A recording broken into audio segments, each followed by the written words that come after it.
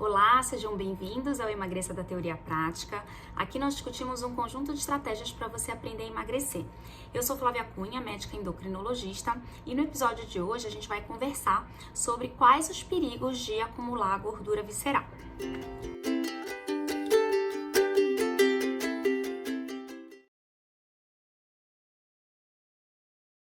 Então, o que é a gordura visceral? É aquela gordura abdominal, aquela gordura que a gente acumula na barriga, né? Então, ela é um pouquinho diferente da gordura subcutânea, a gente vai entender cada uma. Toda vez que a gente engorda, a gente tem um potencial para acumular gordura em várias partes do corpo. Tem gente que tem esse potencial maior de acumular gordura na barriga e tem gente que tem esse potencial maior de acumular gordura nas regiões periféricas. O que são essas regiões periféricas? Coxa, quadril, pernas, braços. Então, quem tem essa tendência a acumular gordura na região periférica, a gente chama de gordura subcutânea. Quem tem essa tendência a acumular gordura na região da barriga, a gente chama de gordura visceral ou abdominal. Certo? Muito bem. De acordo com esse acúmulo de gordura, a gente classifica o formato do corpo, né? Então, vocês já devem ter ouvido falar no formato de maçã e no formato de pera. Então, assim, classicamente, os homens, eles quando engordam, eles tendem a formar o corpo na forma de maçã, porque eles têm uma maior tendência a acumular gordura na região abdominal ou visceral. Já as mulheres, elas tendem a formar o corpo no formato de pera, porque elas tendem a acumular essa gordura mais nos quadris e coxas, então fica aquele formatozinho de pera.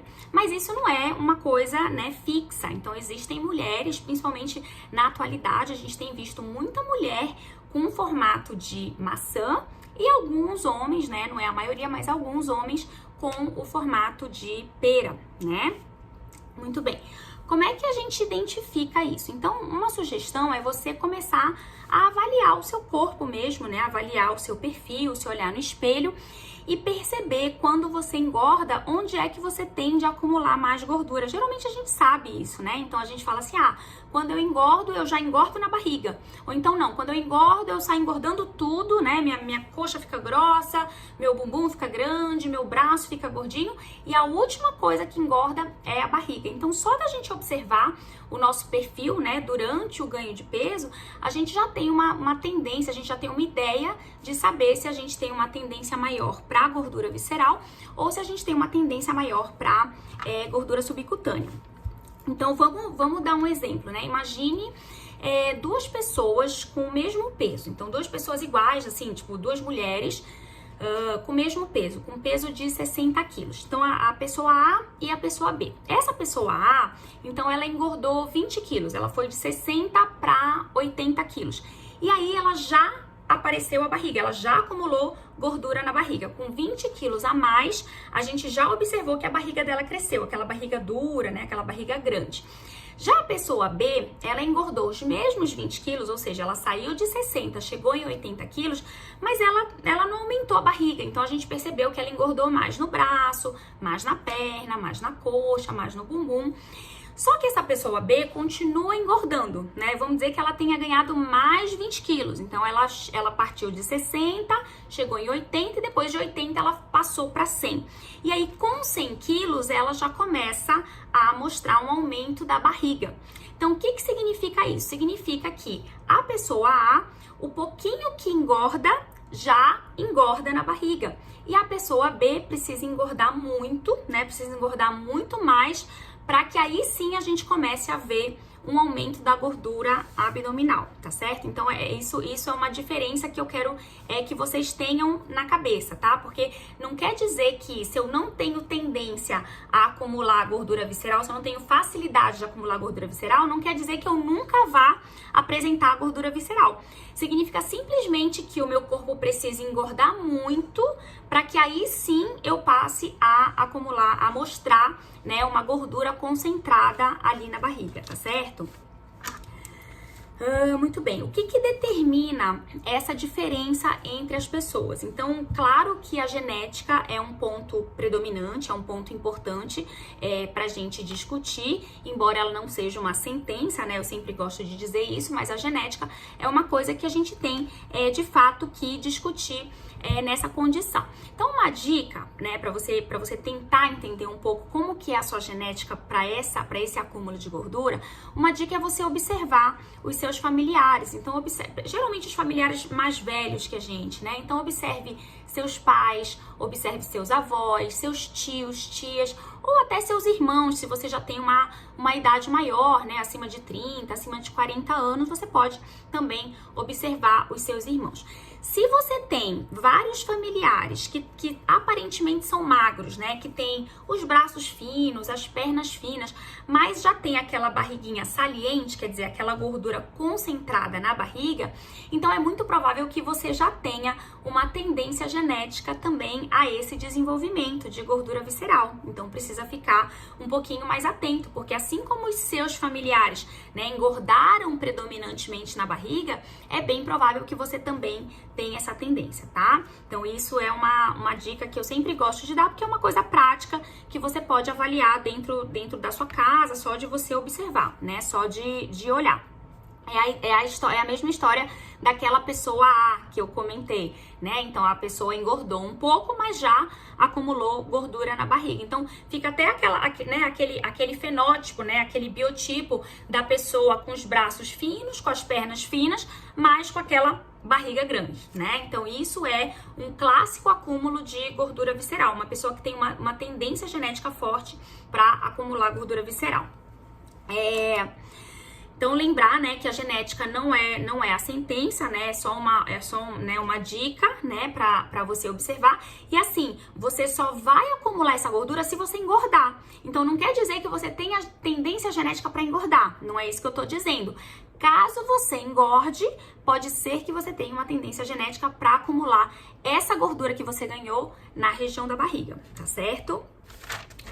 Bom, outros fatores além da genética que influenciam essa questão também são a idade. Então, claro que, né, à medida que a gente vai envelhecendo, a gente vai tendo uma facilidade maior de guardar gordurinha na barriga, tá? Principalmente, por exemplo, as mulheres na fase de pós-menopausa, né, depois que elas param de menstruar, que o ovário para de funcionar, então isso, né, provavelmente por influência hormonal, essas mulheres, elas têm uma tendência a acumular gordura na região abdominal. Os homens também, né, à medida que vão envelhecendo, também tem uma facilidade maior de acumular gordura na região abdominal.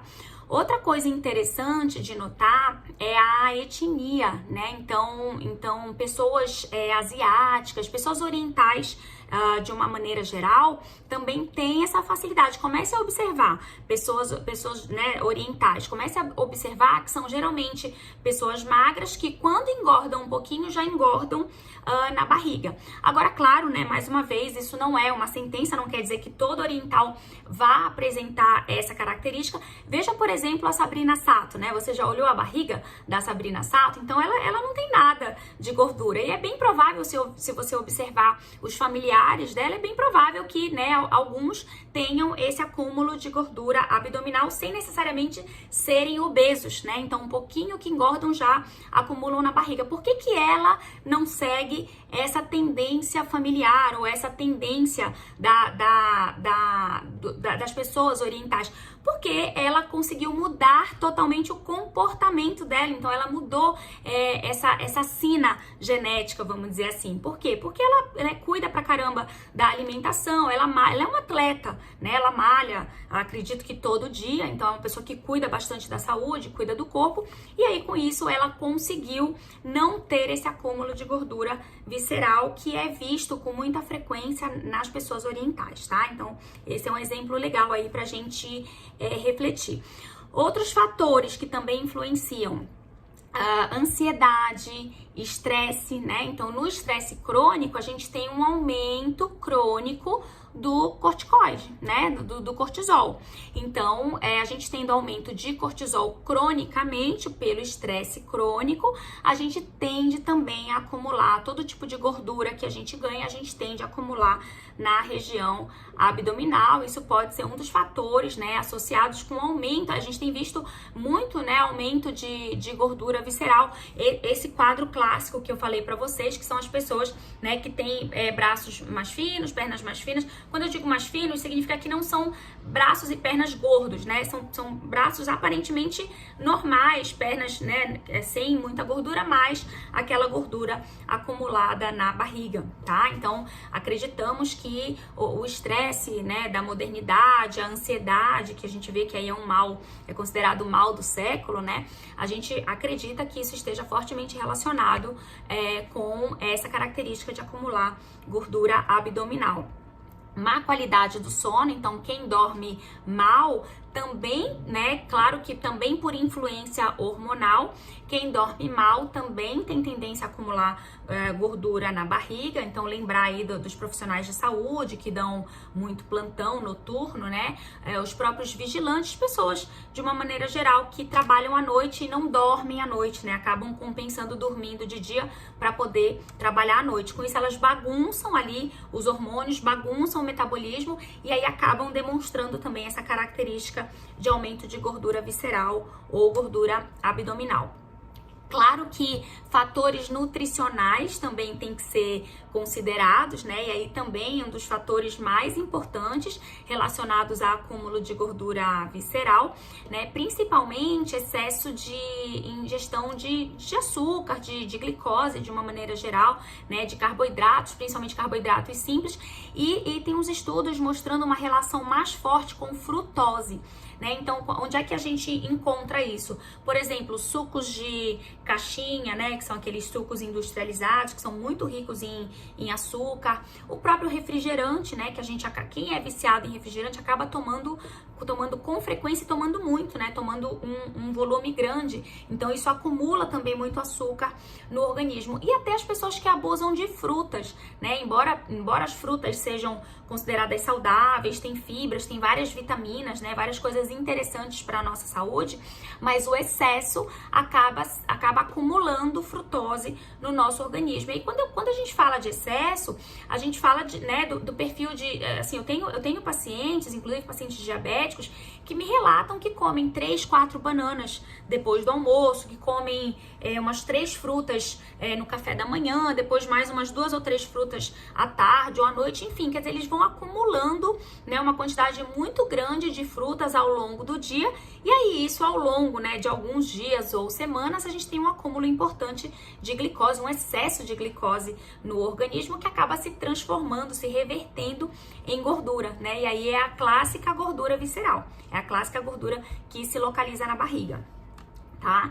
E aí, em relação a fator protetor, ainda dentro dos fatores nutricionais, é citada a dieta do Mediterrâneo. Então, a dieta do Mediterrâneo é uma dieta bastante saudável, que tem em sua composição basicamente muitas fibras, né, através dos vegetais, né, das plantas, dos legumes saudáveis, e também gorduras boas, né, através de óleos, oleaginosas, aquelas sementes, né.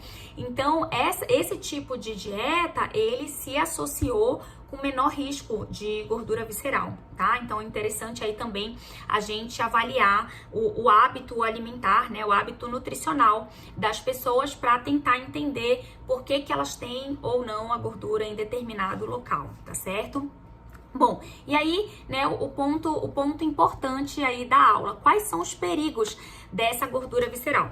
Então já tá bem documentado que a gordura visceral, a gordura abdominal, aquela barriguinha saliente, ela tem um perfil metabólico muito pior do que a gordura subcutânea. O que significa isso?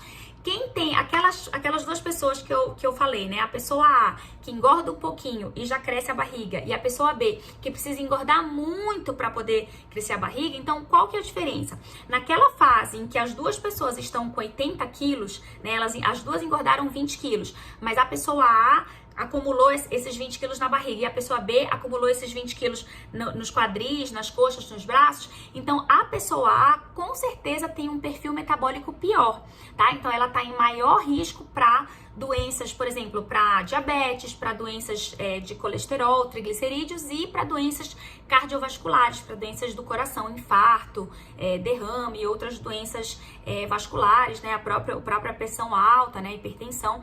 Então, é importante a gente ter essa percepção de que esse acúmulo, o local onde a gordura se acumula, ela vai conversar diretamente com o estado metabólico e, portanto, com o risco de apresentar doenças, né? Então, quem tem já essa tendência para esse acúmulo central, para esse acúmulo abdominal, precisa ter um cuidado redobrado. É o caso da Sabrina Sato, né? Então, precisa ter um cuidado redobrado, precisa cuidar mais da alimentação, precisa, né, fazer mais atividade física, ter uma atenção maior para essa questão de saúde, porque, né, se engordar, já sabe que vai engordar na barriga e logo, logo vai apresentar as doenças metabólicas, né? Então, assim, a gente discute, claro que qualquer ganho de peso é perigoso, né? Qualquer ganho de peso tá associado com a presença, com o desenvolvimento de doenças, mas a gente sabe que o ganho de gordura na barriga é mais perigoso, tá? Então, assim, além do IMC, né, que a gente usa muito na prática clínica, a gente pesa o paciente, vê a altura, calcula o IMC e dá o diagnóstico para ele, se ele tá eutrófico, ou seja, se ele tá com peso normal, se ele tá com excesso de peso, que é o sobrepeso, se ele tá com obesidade, então isso tudo é visto através do IMC. Mas além do IMC, a gente precisa dar uma atenção maior um pouquinho para a fita métrica, né? Então começar aí medir cintura, medir também quadril, né? Fazer relação cintura-quadril pra gente ter uma noção, pra gente ter um parâmetro a mais, até porque existem pessoas que têm IMC normal, ou seja, elas têm o peso adequado para a altura, só que elas já têm gordura visceral, como a gente comentou, né? Elas já têm gordura abdominal. Então, se você calcula só o IMC, você vai dizer para essa pessoa, olha, você tá ótima, tá tudo bem com a sua saúde, quando na verdade não está, né? Se ela já tem uma gordura visceral, se ela já tem uma barriga saliente, ela já pode estar em risco metabólico, cardiovascular, mesmo estando com peso normal, tá? Então, esse fenótipo, né? Essa característica de corpo que eu quero alertar aqui nesse vídeo, tá certo?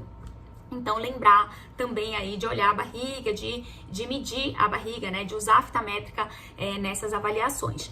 Bom, quais são os mecanismos? Quer dizer, por que essa gordura acumulada na barriga é um problema metabólico, né? É um problema, é um risco para essas doenças. Então, imagine, essa gordura acumulada na barriga, ela não tá parada lá. Antigamente, a gente tinha a ideia de que a gordura era só um depósito, né? Era um tecido ali de depósito, que aí, quando eu engordava, eu depositava o excesso de caloria na forma de gordura ali naquele local. E, na verdade, hoje se tem uma noção completamente diferente dos acúmulos de gordura. A gente sabe que a gordura, ela produz substâncias, ela tá o tempo inteiro produzindo substâncias, principalmente essa gordura da barriga, tá? Então, se você tem excesso de gordura na barriga, saiba que essa gordura está produzindo substâncias que são substâncias inflamatórias. Então, essas substâncias, elas ficam ali dentro do nosso corpo, né? Elas são produzidas ali na gordura e elas ficam ali dentro do nosso corpo, elas são jogadas ali na corrente sanguínea, elas atuam sobre os nossos vasos e elas vão causar alguns problemas. Então, a primeira coisa é a gente ter essa noção de que a obesidade, o excesso, né, de gordura, ele constitui um estado inflamatório. Agora, não é aquela inflamação, você já teve uma inflamação no dedo, né, uma inflamação, até uma espinha que inflama, e aí você fica com aquela pele, né, vermelha, ardendo, doendo, quente, né, no local. Não é esse tipo de inflamação, tá? Então, a inflamação do dedão, a inflamação da espinha é uma inflamação aguda. No caso da obesidade, a gente tem o que a gente chama de inflamação crônica ou estado inflamatório crônico. É uma inflamação leve, né? Então, não é uma inflamação que necessariamente você sente aquela dor aguda, né? Igual a inflamação da espinha, mas ela tá lá, ela tá inflamando, né? E aí ela tem várias repercussões. Então, por exemplo, uma das repercussões é que essas substâncias agem nos vasos sanguíneos, né? Então, elas podem, né, a longo prazo, enrijecer torcer, machucar esses vasos. E aí a gente tem algumas consequências, por exemplo, o aumento da pressão, tá? Então, uma das relações aí que a gente observa, quem começa a engordar, em especial quem começa a acumular gordura na barriga, começa a aumentar a pressão, né? A gente sempre fala, porque aí o paciente fala assim pra gente, mas eu nunca fui hipertenso. O problema é que ele começou a engordar, né? Antes ele não tinha o excesso de peso. A partir do momento em que ele tem o excesso de peso, além da própria sobrecarga que o corpo, né, sente, tem essa questão inflamatória, né? Tem essa produção dessas substâncias que vão agir nos vasos e aí podem alterar a pressão, tá? Então, uma das coisas, né, a se monitorar é o aumento da pressão por essa produção dessas citocinas inflamatórias, dessas substâncias inflamatórias que são produzidas na gordura.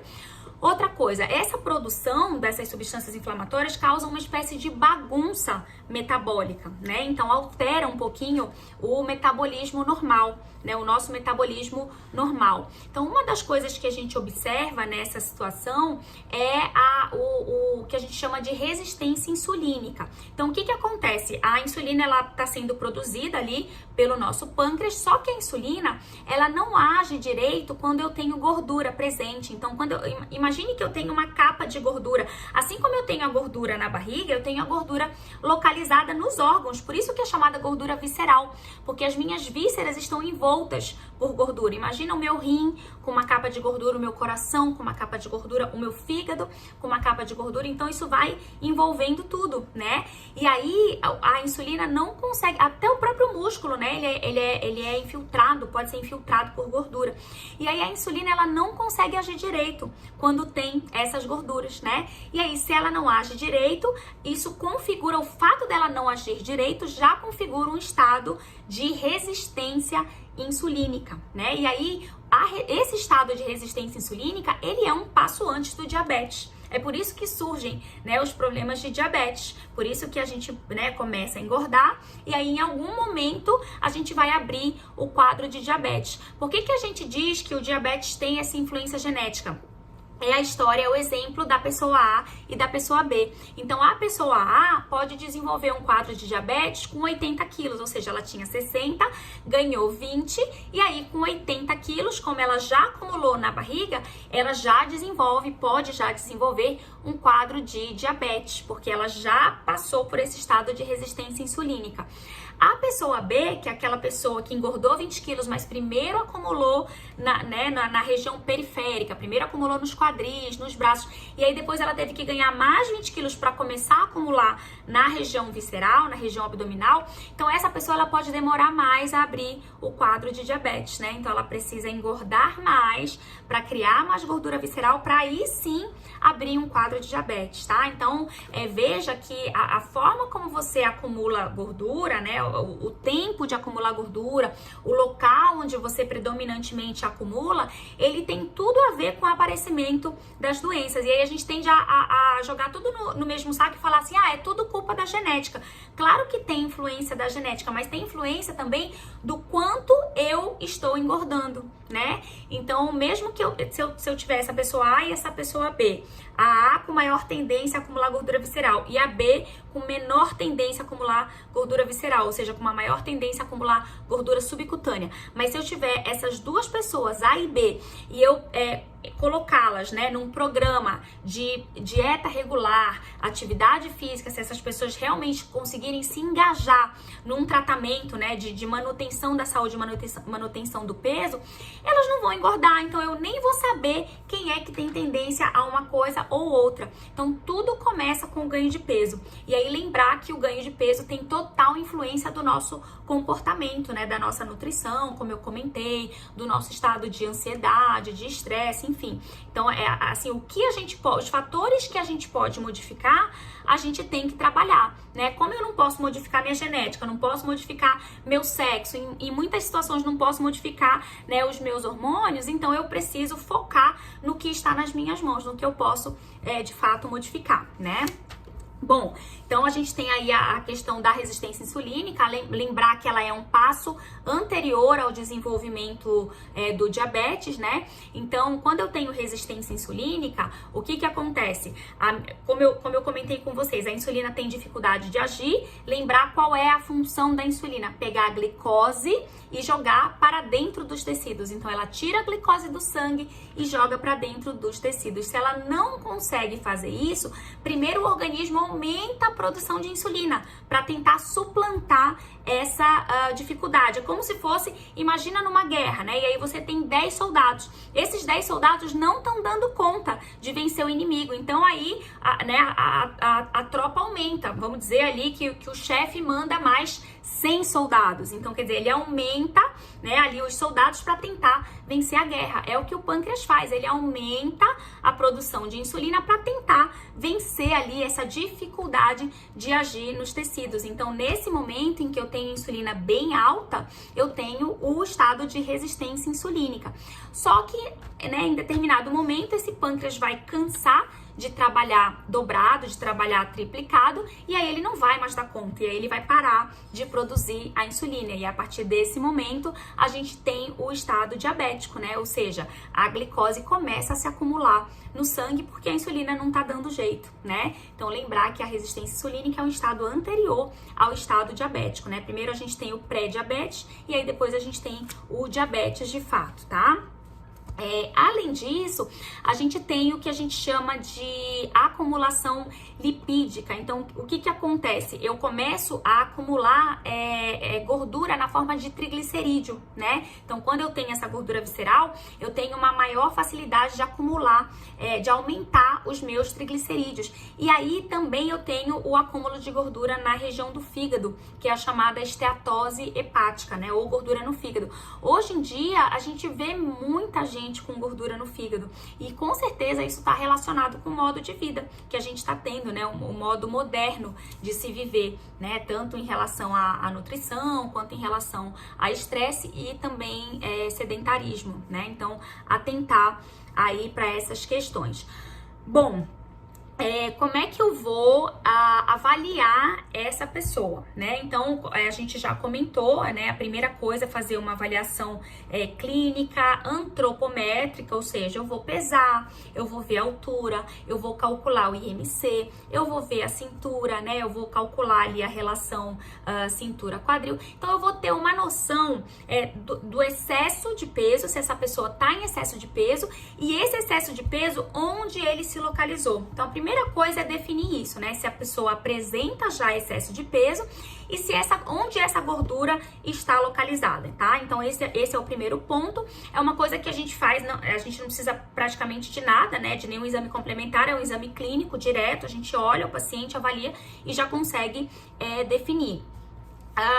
Uma coisa importante, medir a pressão desses pacientes, né? Então, se tá no consultório, medir a pressão no consultório. Se não tá em consulta, então, assim, se você tem aparelho em casa, veja, né, sua pressão, né, de forma ali frequente. Ou então, tem um exame que chama mapa de 24 horas, monitorização ambulatorial da pressão arterial, né, de 24 horas, que é um exame que você coloca um aparelhinho aqui no braço e aí você fica 24 horas com esse aparelho e de forma frequente ele fica medindo a sua pressão. Então você pode ter, né, ali o resultado de saber que de repente a sua pressão fica boa ao longo do dia, mas durante a noite ela sobe, ou então não, ou sua pressão sobe em momentos de estresse, quando você tá no trabalho, já quando você chega em casa, que você relaxa, ela melhora, ou então não, ou ela mostra que a sua pressão tá subindo, tá dando picos toda hora, né, e aí você já é provavelmente um paciente hipertenso, ou ela mostra que a sua pressão tá boa, né? Que você tá, apesar do excesso de peso, que você tá tendo a pressão ainda dentro do normal. Não quer dizer que a qualquer momento você não possa desenvolver um quadro de hipertensão, tá? Então precisa atentar para isso. Não é porque o exame vem normal que você vai relaxar, né? Então, se você tem um fator de risco, que é o excesso de peso ou a gordura acumulada na barriga, já é, independente da presença de doenças, já é um fator para você se preocupar, porque se as doenças não estão presentes, saiba que em algum momento elas vão aparecer. Então, que você consiga tratar isso antes que elas de fato apareçam, né? Então, lembrar aí da pressão. E aí a gente faz exames laboratoriais, né? Exames de sangue Aí, o que a gente vai focar nesses exames de sangue? Basicamente, o perfil glicêmico, né? Então, a gente vai ver como é que tá a glicose, se a glicose tá dentro do normal. Idealmente, a gente pode pedir também uma avaliação do perfil insulínico, né? Então, é um método, né, que a gente usa no consultório para avaliar resistência insulínica. Não é um método padrão ouro, mas é um método que dá uma ótima noção pra gente, né? Se o paciente já tem esse estado de resistência insulínica.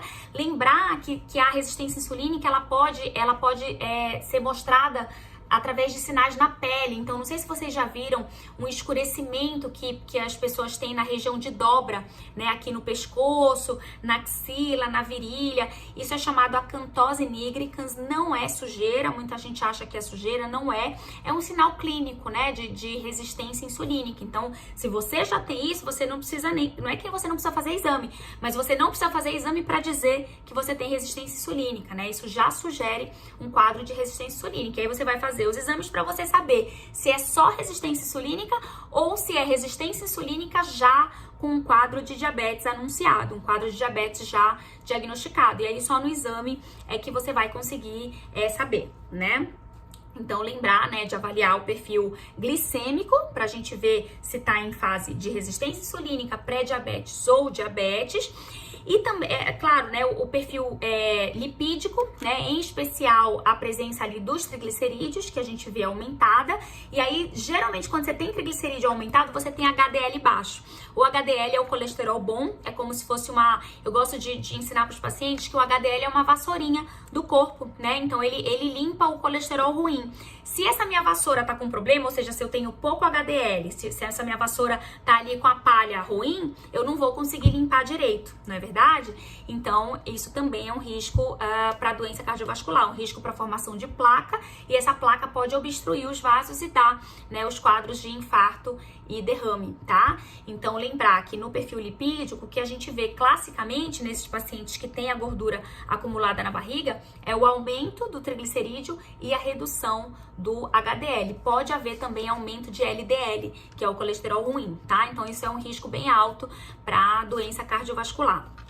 E, se possível, um ultrassom de abdômen, né, superior, para mostrar ali o fígado, porque aí no ultrassom você já consegue ver bem se tem gordura no fígado, que é a esteatose hepática. E aí a gente, né, ela é classificada em leve, moderada ou grave. E aí, geralmente, a gente nos exames de sangue já pede também a dosagem das enzimas do fígado, porque geralmente você já pode ter uma alteração, um aumento das enzimas do fígado associado com essa gordura no fígado, né, como se fosse uma espécie de inflamação do fígado pela simples presença ali da gordura, tá certo?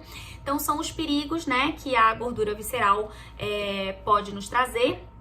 E a gente precisa estar atento, precisa conhecer, precisa saber identificar. Claro que a consulta médica, a avaliação médica é fundamental, mas eu já dei nesse vídeo aqui várias dicas para você já tentar aí, né, se avaliar, ver qual que é o seu risco, observar ali a sua família, observar o seu padrão, né, de acúmulo de gordura, né, na região ali do corpo. Então, são coisas que você já pode ir observando para avaliar se você tem maior ou menor risco dessas doenças crônicas, né, dessas doenças metabólicas e cardiovasculares. Então, vamos atentar para tratar, né, para modificar os nossos hábitos, os nossos comportamentos, em especial o nosso comportamento alimentar, antes mesmo que as doenças apareçam, porque aí você vai, né, tratar numa fase muito mais fácil de você ter êxito, né, de você ter alguma resposta, tá certo?